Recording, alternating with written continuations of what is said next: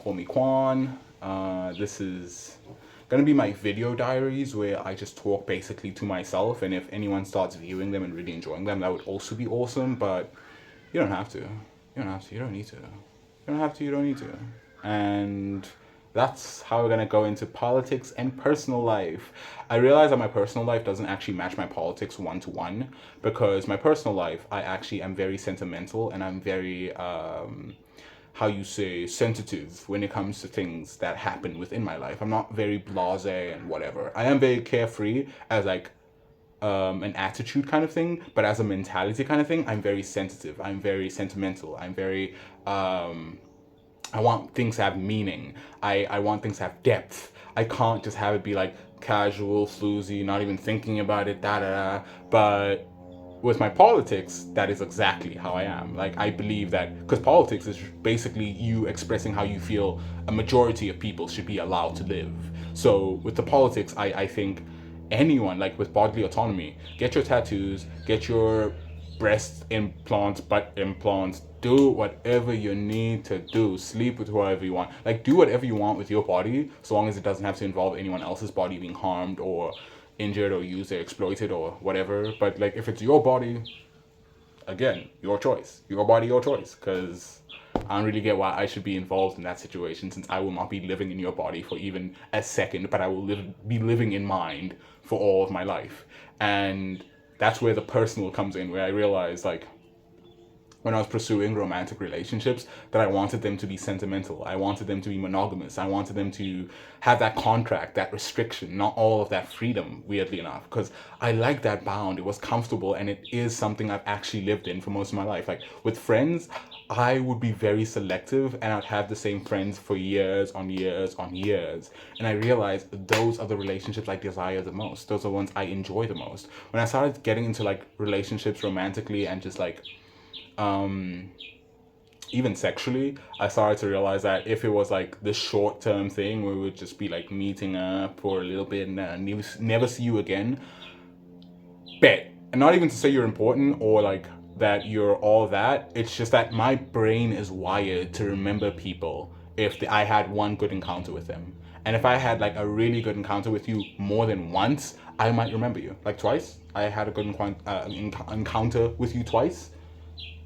Well, you're in my heart now, and I can't get rid of you. And yeah, people say it'll pass with time, but tell me why it's been 6 years and I only saw you twice, but I still think of you.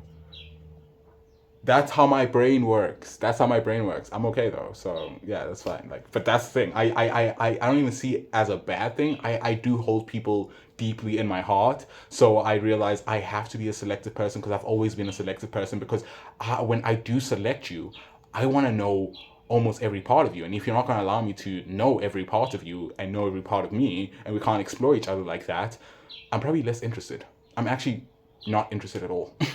And that's just a personal thing that I never really realized, because I was like, let me live by my politics, you know? Let me live by my politics and be like, I guess I was not necessarily living by my politics, because I, in a way, didn't allow myself autonomy over the way I used my body.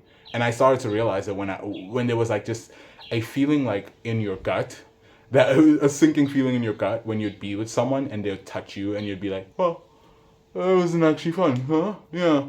You see me as a piece of meat that you can just like squeeze and touch and, figgle and fondle. And that's the thing. Some people do see you like that. And, some people like being seen like that. Like, not here to judge. Not here to be like, that's bad, that's horrible, that's something you shouldn't want for yourself.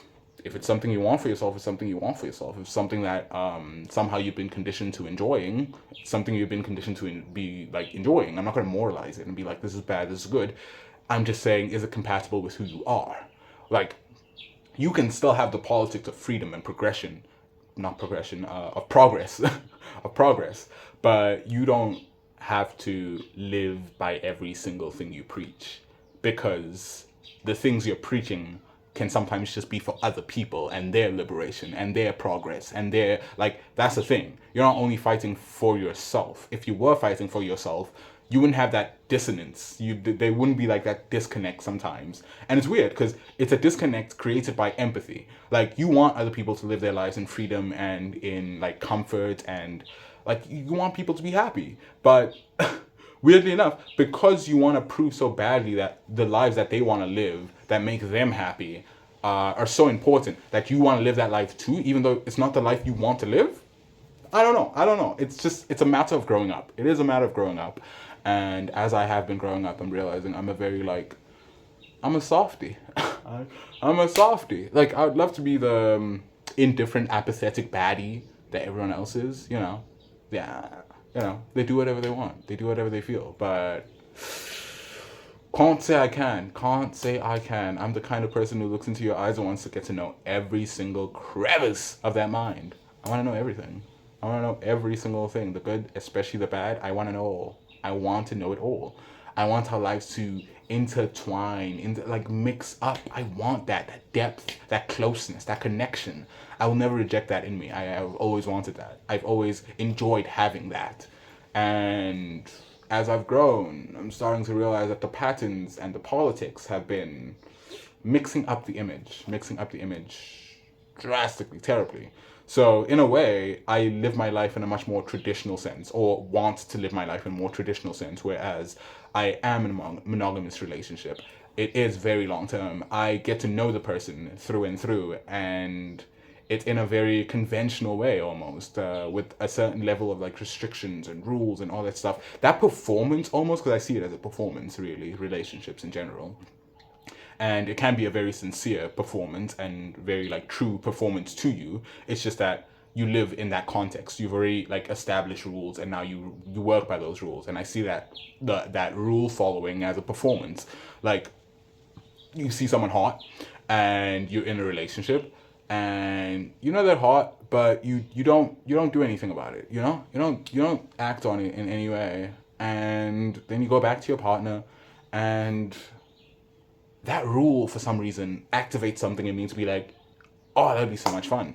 Because I have to resist an urge that maybe in that moment is super strong. And once I resist that urge, I'll feel so much better about myself. And I know I will. I know I will, because I know how my brain works.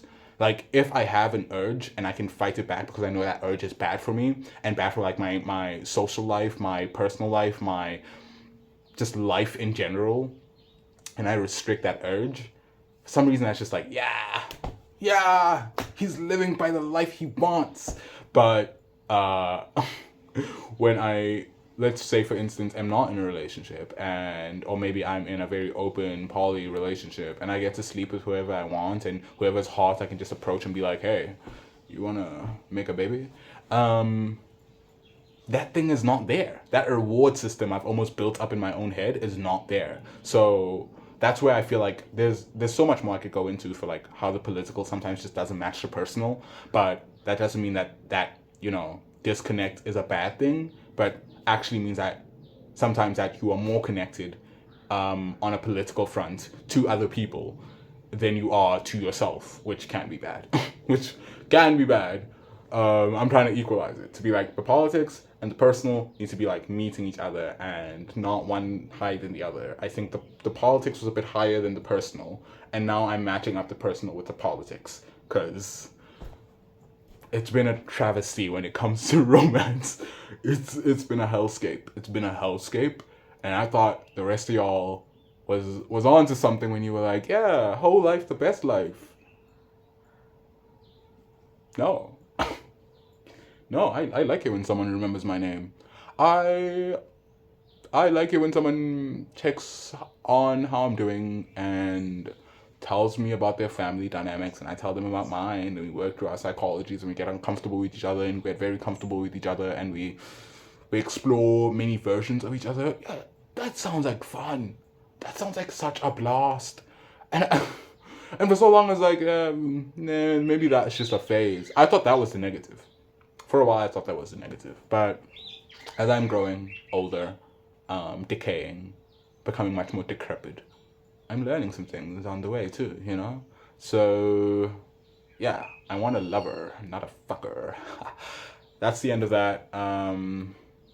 These video journals are for me, but I don't know how to close them off. But yeah, call me Quan, because my name's Quan.